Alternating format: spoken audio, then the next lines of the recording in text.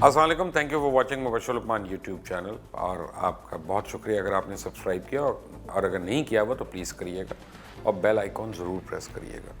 آج آپ کو میں کچھ انڈین ایئر فورس کے بارے میں اصلیت ان کی بتانا چاہ رہا ہوں، کیونکہ بہت دفعہ لوگ مجھ سے پوچھتے ہیں کہ یار آپ کے ایویشن میں اتنا انٹرسٹ ہے، آپ کو فلائنگ کا تھوڑا بہت پتہ ہے، آپ کمرشل ایئر لائنس کی باتیں کرتے رہتے ہیں، تو ذرا ہمیں ایئر فورس کے متعلق بتائیے گا، خاص طور انڈین ایئر فورس کے متعلق، کیونکہ لوگوں کا یہ خیال ہے کہ انڈین ایئر فورس جو ہے وہ بہت بڑی ہے اور بڑی ڈائیورسفائڈ ہے اور اس کی بڑی طاقت ہے۔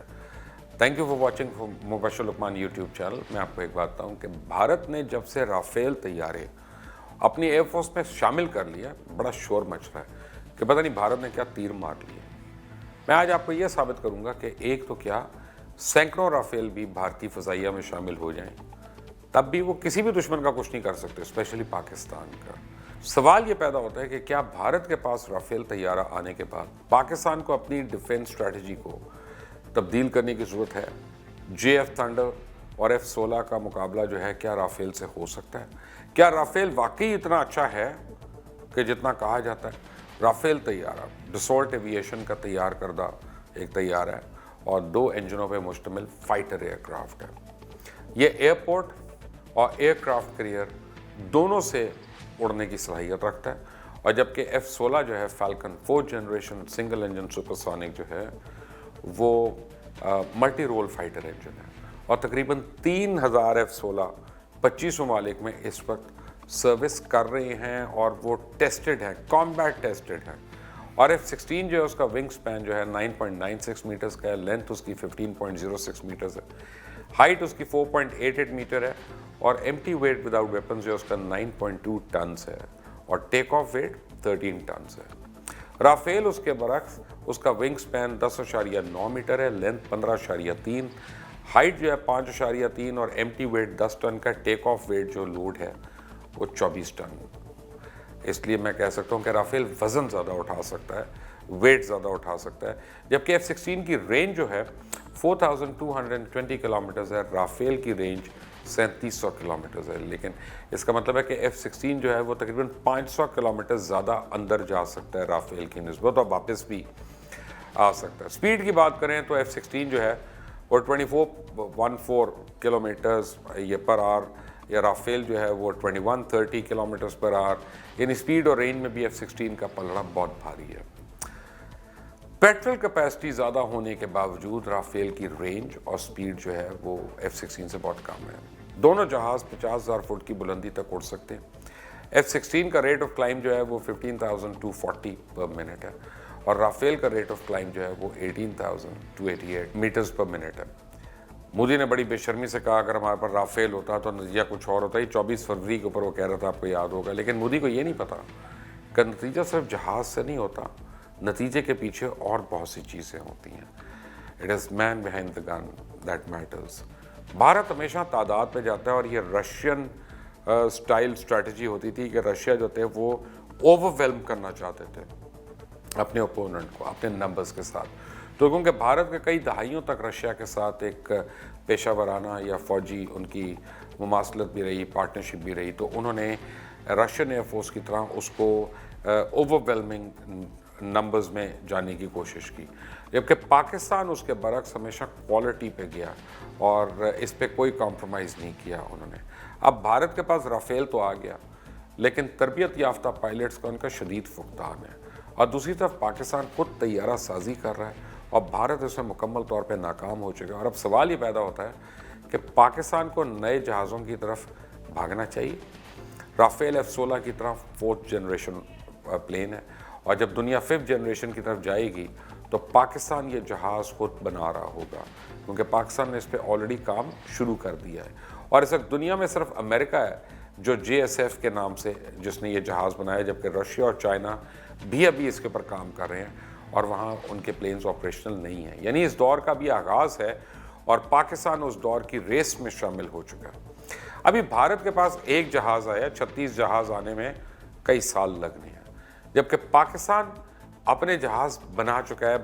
بھارت کے جو جہاز ہیں اس وقت وہ فلائنگ کافنز ہیں، جیسے MiG-21 وغیرہ جو ہیں، भारत के पास मॉडर्न हथियार जो है वो बेसिकली मिराज 2000 था, लेकिन मिराज 2000 को भी एक मॉडर्न प्लेटफॉर्म के तौर पे ये इस्तेमाल नहीं कर सके। उसकी कई वजूहत हैं, बट बेसिकली भारत ने फ्रेंच फोर्स से अपनी एवेल्यूएशन भी करवाई थी और यही बात उनके सामने आई कि उनकी वो तरबियत ही नहीं है जो उस तरह के न्यू जनरेशन वेपन्स को इस्तेमाल करने के लिए होनी चाहिए। और उसके बाद उन्होंने Su-30 की इंडक्शंस की और Su-30 एक रूसी साख का जहाज़ था, लेकिन ये क्योंकि इसमें मगरबी टेक्नोलॉजी को शामिल करना चाह रहे थे, उसमें इंड्यूस करना चाह रहे थे, तो उसके लिए उन्होंने इजराइल से इसमें मॉडिफिकेशंस करवाई। और जब जहाज़ में इंटीग्रेशन की करवाई जाती है तो वो बहुत एक पेचीदा मामला होता है, क्योंकि वो एक दूसरे को कॉम्प्लीमेंट नहीं करते उनके जो कंपोनेंट्स होते हैं, क्योंकि जहाज़ या हथियार उस चीज़ के लिए बना नहीं होता जो आप उसमें डाल रहे होते हैं। तो जब जहाज़ में मॉडिफिकेशन करते हैं तो उसमें मसाइल आ जाते हैं जिनको समझने के लिए फिर सालों दरकार होते हैं। इसके अलावा रूस का जो जहाज़ बनाने का तरीका है उतना मॉडर्न नहीं है जितना कि अमेरिका का। उनकी मेंटेनेंस कॉस्ट जो है बहुत ज़्यादा होती है, क्योंकि एक अमेरिकन जहाज़ की इंस्पेक्शन होती है 1500 या 2000 घंटों के बाद, जबकि रूसी जहाज़ों की निस्बत 1/4 वक्त में पूरी हो रही होती है, और जिसकी वजह से हर चीज़ की कीमत जो है वो बढ़ती जाती है। मैन पावर भी ज़्यादा लगानी पड़ती है और पैसे भी ज़्यादा लग जाते हैं।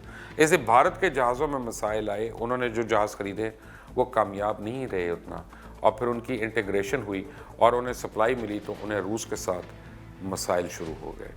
रूस अपनी शराइत पे जहाज़ देता है, एक बार जब सप्लाई शुरू हो जाए तो जहाज़ जैसा भी जहाज़ हो नहीं, फिर वही जहाज़ लेना पड़ता है। यही वजह है कि भारत के जहाज़ उनको कहा जाता है फ्लाइंग कॉफिन्स, जिसकी वजह से भारत के पास जंगी जहाज़ शॉर्ट होते जा रहे हैं, छोटे होते जा रहे हैं। उनके रीढ़ की हड्डी समझने वाले जहाज़ जिसको आप समझते हैं MiG-21, और MiG-21 भी दो किस्म के थे। एक तो MiG-21 था जो रूसी मॉडिफाइड नहीं था, और 125 जहाज़ों को उन्होंने मॉडिफाई कर लिया, जिसको ये बाइसॉन या बिसॉन कहते थे, जो गिरा भी था अभिनंदन का था जहाज़। MiG-21 जो मॉडिफाइड था, इसी वजह से भारत इसका दिफा करते हैं कि ये कोई इतना पुराना जहाज़ नहीं था बल्कि मॉडर्न जहाज़ था, और अगर ये मॉडर्न जहाज़ होता तो इसको इस तरह कुत्ते की मौत नहीं मरना चाहिए था कम अज़ कम, जिस तरह अभिनंदन का जहाज़ गिरा। कम अज़ कम फायर तो कर सकता था ना, अगर और कुछ नहीं कर सकता। अब आप खुद अंदाज़ा लगा सकते हैं कि पाकिस्तान की रेलवे से ज़्यादा बुरा हाल जो है वो भारत की एयरफोर्स का है। इस किस्म के मसाइल का भारतीय एयरफोर्स को आए रोज़ सामना होता रहता है। पहले उन्होंने रूसी साख के जहाज़ लिए जो आधा तीतर आधे बटेर थे, फिर उनको भी जदीद बनाने की कोशिश की, उसको भी उन्होंने सही इस्तेमाल नहीं किया। जिस तरह उन्होंने कहा सोचा था बस वही हो गया। अब उनके पास MiG-21 हैं जो इनके लिए एक बैकबोन की हैसियत रखते हैं। इनके पास MiG-27 भी हैं जो एक रिप्लेसमेंट वर्जन है MiG-23 का, जो कि स्ट्राइक फोर्स में तब्दील शुदा था। इसके बाद भारत ने Su-30s जो ले लिए, उनके बाद मिराज 2000 भी है। ये सब जंगी जहाज़ को देखें तो रूसी टेक्नोलॉजी पर ही उनका इन्हिसार रहा, इसलिए रूसी पॉलिसीज़ ही चली। रूस ही के मिसाइल और हथियारों को इंटीग्रेट करना पड़ा उसमें, जिसकी वजह से इनके पास वो फ़न ही नहीं आ सका कि मगरबी ममालिक क्यों एज है उनके पास। और उनका मसला ये है कि इनके पास जो भी है वो डॉगमेटिक है, और रशियन मैथोलॉजी के साथ जिस पर उन्होंने अपनी एयरफोर्स को तैयार किया, अब उन्होंने अपने आप को तब्दील करने की कोशिश कर रहे हैं और अपने आप को सीखने पर लगाया हुआ है। और बैन-उल-अक़वामी सतह पर उन्होंने अमेरिका और फ्रांस के साथ अब मशक़ें भी शुरू कर दी हैं। लेकिन भारत को बुनियादी तौर पर जहाँ मार पड़ी वो उनकी ट्रेनिंग थी, और ट्रेनिंग में अगर आप पाकिस्तान में आएँ तो पाकिस्तानी पायलट्स की तैयारी हमेशा से बैन-उल-अक़वामी तर्ज पर रही है। पाकिस्तान की जो टॉप गन है वो CCS है, जो कि सरगोदा में वाक़ है। इसमें अगर आप स्क्वाड्रन लीडर या विंग कमांडर भी होते हैं, और अगर आप ज़रा से भी फिट ना हो तो आपको ड्रॉप कर दिया जाता है फौरी तौर पे। बड़ा बेरहम किस्म का सिस्टम है, और इसी तरह के टीम या सिस्टम तो सिर्फ इजराइल में है पाकिस्तान के अलावा। और पाकिस्तान में पायलट्स की ट्रेनिंग का बड़ा बेरहमाना निज़ाम है, जैसे मैंने आपको कहा, जिसमें छान छान कर आला क्वालिटी के और फिटनेस के पायलट्स रखे जाते हैं। इसी पाकिस्तान एयरफोर्स को एक बहुत बड़ी एडवांटेज है उसको अपनी ट्रेनिंग का है। उसके अलावा पाकिस्तान के पास हमेशा चाइनीज़ और वेस्टर्न प्लेन्स का कॉम्बिनेशन रहा है। इसके साथ हमारा बाहमी ताउन भी है। चाइनीज़ और मगरबी टेक्नोलॉजी वाले जहाज़ों का F-86 और FN-64 थे, तो उस वक्त पाई के जहाज़ थे, और ट्रेनिंग भी वेस्टर्न लाइंस पर थी।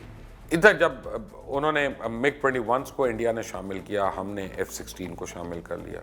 MiG-21 के अंदर इटालियन जो रडार लगाए और मिराज के अंदर भी हमने रडार लगाए जो कि हमारे पुराने वाले जहाज़ों के रडार से बहुत बेहतर थे। इंडिया के पास इतने मॉडर्न रडार्स हैं ही नहीं। इंडियन एयरफोर्स अगर आप उसकी लिस्ट चेक करें तो उनके पास जो मिसाइल हैं वो ज़्यादातर मगरबी ममालिक की मासलत रखते थे या इसराइली साख के थे। इस वक्त पाकिस्तान के पास जो एहलियत है वो मॉडर्न वॉरफेयर में इस्तेमाल होती है कि first to kill who will kill first, वो पाकिस्तानी F-16 के पास है, क्योंकि भारत के पास फर्स्ट टू किल वाली एहलियत मौजूद ही नहीं है। हमारे रेंज की वजह से शूट करने की एहलियत बहुत ज़्यादा है। पाकिस्तान के पास अच्छे रडार्स हैं, अच्छे मिसाइल हैं और पाकिस्तान की अफवाज की ट्रेनिंग बहुत सुपीरियर है। और यही वजह है कि सब पाकिस्तान की एहलियत का दावा भी करते हैं। जो पुलवामा के अटैक के बाद पाकिस्तान ने भारत को मुंह तोड़ जवाब दिया। उसके अलावा जब पाकिस्तान के पास JF-17 थंडर की शमूलियत हुई तो उसमें जो ख़ास ख्याल रखा वो थे पाकिस्तान के रेडार्स। मॉडर्न टेक्नोलॉजी और हथियारों से लेस पाकिस्तान के पास ही हैं, लेकिन ये भारत के पास नहीं।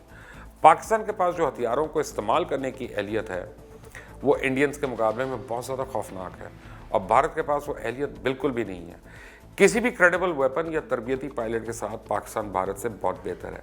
भारत में जो अच्छे पायलट्स हैं उनको वो अच्छे सिस्टम से भेज देते हैं और बाकियों का मोरल जो वो इतना डाउन हो जाता है कि आप उनकी शक्ल देख के आपको अंदाज़ा हो जाता है कि ये पायलट कौन सा प्लेन उड़ाता होगा। अब भारतीय ब्रिगेडियर्स और उसके नीचे रैंक वालों का मोरल तो इनके गिटों में होता है, यहाँ तक कि उनके MiG-21 या MiG-27 जब वो उड़ाते हैं तो उनका मोरल भी बिल्कुल डाउन होता है और शक्ल से ही वो डिप्रेस दिखाई देते हैं कि जो वेस्टर्न प्लेन्स उनके उड़ाते हैं उनका मोरल डिफरेंट होता है, उनकी चाल डाल डिफरेंट होती है, उनकी वॉक डिफरेंट होती है। जैसे पता चलता है कि ये दो मुख्तलिफ एयर फोर्सेस हैं जो कि एक बहुत बड़ा अलमिया उनके लिए। एयरफोर्स में आप पायलट पर ही ज़्यादा एतमाद कर रहे होते हैं उसकी स्किल सेट के ऊपर अपनी एयरक्राफ्ट के अलावा। और भारतीय पायलट जब F-16 को उड़ाते तो उन्हें 2-3 साल लगते, जबकि पाकिस्तानी पायलट्स यही काम जो है वो 16 से 18 महीने में सर अंजाम दे के अफगान बॉर्डर्स के ऊपर रशियन जहाज़ को गिराना शुरू कर दिया उन्होंने। ये वाज़ेह फ़र्क है दोनों एयर फोर्सेस का। होता ही है कि पाकिस्तानी एयर फोर्स में मेंटेनेंस की जो रिक्वायरमेंट होती है इससे 95% आप समझें कि जो ऑपरेशनल प्रिपेयर्डनेस है पाकिस्तान की वो 95% है। और ये पाकिस्तान सर्विस मिलिट्री का बाकायदा एक ऑडिटेड आप समझें एक एस्टेब्लिश्ड ये परसेंटेज है कि 95% उनकी ऑपरेशनल मेंटेनेंस है। और अगर 10 जहाज़ हों तो उसमें आप समझें कि 9.5 जहाज़ जो हैं उस दिन फ्लाइंग के लिए मौजूद हैं, जिसका मतलब है कि वो ऑपरेशनल हैं। भारत में ये यानी मिक्स एंड मैच है और जो इनका मोस्टली रशियन इक्विपमेंट है या जहाज़ हैं उनमें ये 45% तक है और जो इनका वेस्टर्न इक्विपमेंट मिलाकर है वो तकरीबन 65% तक है। तो इनके किसी भी वक्त इनके जहाज़ों की हालत ऐसी नहीं, अगर 100 जहाज़ हैं तो उनमें से सिर्फ 60 हैं जो इस काबिल हैं कि वो कॉम्बैट में उस दिन इस्तेमाल हो सकते हैं। तो वो तादाद होने का वो हैंगर पे खड़े हैं, खर्चा करा रहे हैं, लेकिन और कुछ नहीं। नए जहाज़ों की सर्विसबिलिटी जो है वो बहुत ज़्यादा होती है, जैसे जैसे जहाज़ पुराने होते जाते हैं उनमें कमी आती रहती है। दरअसल भारत का इन्हिसार रूसी टेक्नोलॉजी पर है और जैसे सोवियत यूनियन टूटा था उस वक्त उनकी इंडस्ट्री जो थी एविएशन इंडस्ट्री वो फैली हुई थी और मुख्तलिफ जगहों पे उनके पार्ट्स जो थे मुख्तलिफ इलाकों में बनते थे। फ्रेम एक जगह बनता था, विंग कहीं और बनते थे, प्रोपेलर कहीं और सर्विस होता था या इंजन कहीं और उसका ओवरऑल होता था। अब जब पिछले को 10-12 सालों से उन्होंने इस चीज़ को डाइवर्सिफाई करना शुरू कर दिया ताकि उनको एक जगह पे यकजा किया जा सके और रूस में इसको ले आए। जैसे यूक्रेन में मेन एविएशन सेंटर होता था, अब यूक्रेन तो रशिया में नहीं है इस वक्त, और उसकी डाइवर्सिफिकेशन की वजह से उनके पार्ट्स जो हैं उनकी बैक एंड सपोर्ट जो थी वो इंडिया को नहीं मिली। उसी वजह से इंडिया सर्विस उन्होंने शुरू कराने की कोशिश की और वो भी सही नहीं थी। अब अभी भी इंडिया के रेशो जो मेंटेनेंस की है वो बहुत वीक है, क्योंकि रशिया में मुख्तलिफ अब वो स्टेट्स बन चुकी हैं और हर जगह से उनको हर पार्ट जो है वो उस तरह नहीं मिल रहा। भारत का पाकिस्तान का कामरा और भारत का हॉल है यानी एरोनॉटिकल इंजीनियरिंग का विंग, और बेंगलोर में भारत का सारा सेटअप है और वो भी कुछ ज़्यादा इतना अच्छा नहीं है। वहाँ इदारे में आपस में बड़ी लड़ाइयाँ रहती हैं जिसकी वजह से उनको बड़े मसाइल का सामना है। हॉल प्रीमियर फोर्स की बहुत ज़्यादा ओनरशिप भी नहीं है, जैसे कि पाकिस्तान एयर फोर्स है। पाकिस्तान में अगर कोई मसला पैदा हो तो उसे फौरी तौर पे हल किया जाता है। दोनों के जो रिपेयर एंड मेंटेनेंस सेंटर्स हैं उसमें ज़मीन आसमान का फ़र्क है। उनकी सर्टिफिकेशंस वगैरह जो हैं वो आप देख लें पाकिस्तान में कौन सी हैं और उधर कौन सी हैं। अब सवाल ये पैदा होता है कि जब आप इतनी तादाद में डिफरेंट एयरक्राफ्ट रखते हैं, मैं आपको एक बड़ा बेसिक सा सवाल बता रहा हूँ जिसके लिए आपको पायलट होना या फ़ौजी होना ज़रूरी नहीं है। अगर 6 एयरक्राफ्ट आपके पास है कि मिग 21 भी है, 29 भी है, 27 भी है, राफेल भी है, आपका नेट भी है, आपका हैरियर भी है, आपके पास और जहाज़ हैं, तो उतने आप समझें आपको पार्ट्स मेंटेन करने हैं, उतने आपको डिफरेंट इंजीनियरिंग आपको डिपार्टमेंट्स मेंटेन करनी है, उतने आपको डिफरेंट सेट्स ऑफ पायलट्स जो हैं उनको मेंटेन करना है। जबकि पाकिस्तान एक फैमिलीज़ के जब ज़्यादा रखता है या वो इंटीग्रेशन होती है उनके आपस में, तो हमारी जो लॉजिस्टिक सपोर्ट और जो कॉस्ट्स हैं टू मेंटेन वो बहुत कम है। उसकी वजह से फ़िलहाल इंडियन एयरफोर्स जो है वो पाकिस्तान के मुकाबले में बहुत ही इन्फीरियर है। और जितनी बारी भी इन दोनों का आमना सामना हुआ है कॉम्बैट में या एक्सरसाइजेज में या और जगहों पे, ये जो फॉरेन एयरफोर्स वाले हैं, अमेरिकन्स हैं, जो यूरोपियंस हैं, ये वो कहते हैं कि पाकिस्तान एयरफोर्स जो है वो अपनी ट्रेनिंग में और अपनी इक्विपमेंट और अपनी लॉजिस्टिक इन चीज़ों में भारत से बहुत आगे है। Stay tuned to Mubashir Luqman YouTube channel, keep on watching, press the bell icon ताकि आप तक मज़ीद नोटिफिकेशन जो हैं वो वक्त पे पहुँचते रहें। अंटिल द नेक्स्ट टाइम, अल्लाह हाफ़िज़।